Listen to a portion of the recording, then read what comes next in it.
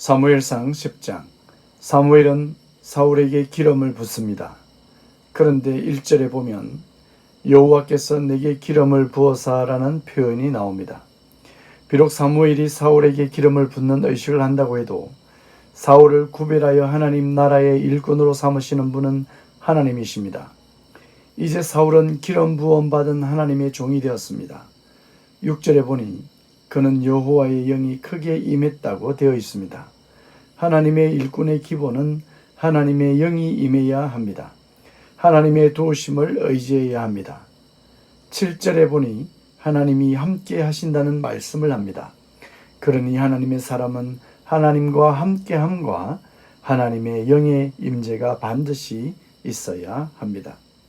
예수 그리스도께서 성천하시고 약속한 보혜사 성령의 임재하심처럼 구약 시대에도 일부 사람들에게 하나님은 이와 같이 임하시고 도우시며 하나님의 일을 하도록 하신 것입니다. 이제 사울은 새 사람이 되고 새 마음을 가졌습니다. 하나님의 영이 임하는 사건은 우리에게 삶의 열매를 반드시 주시는 것입니다. 하나님의 영이 임하고 하나님이 함께할 때 우리는 새로운 피조물로 다시 태어나는 것입니다. 예수님도 거듭남의 의미를 가르쳤습니다. 물과 불로 새롭게 태어나야 하는 것입니다.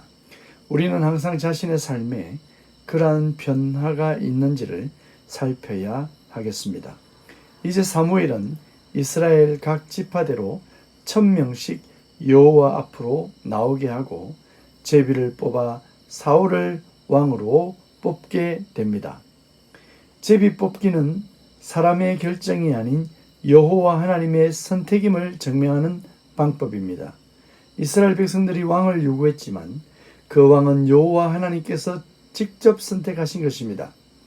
제비 뽑기로 사울이 왕으로 뽑히자 사람들은 사울을 찾았습니다. 그러나 사울을 찾지 못했다라고 되어 있습니다. 알고 보니 그는 진보다리 사이에 숨어 있었습니다. 사울이 처음에는 겸손하고 소심한 성격을 가진 듯합니다. 그리고 이스라엘의 첫 번째 왕이라는 사실에 큰 부담과 두려움이 몰려왔을 수도 있습니다.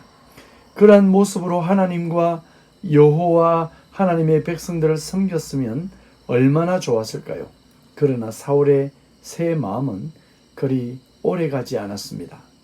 어떤 사람들은 사울의 왕됨을 좋아했지만 일부 사람들은 사울을 왕으로 섬기기를 꺼려하는 자들도 있었습니다.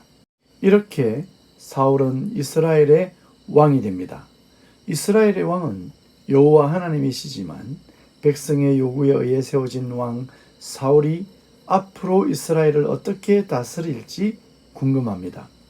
여러분, 사무엘은 이스라엘의 죄를 지적하며 그 내용은 여호와를 버리고 왕을 요구한 것이라고 했습니다.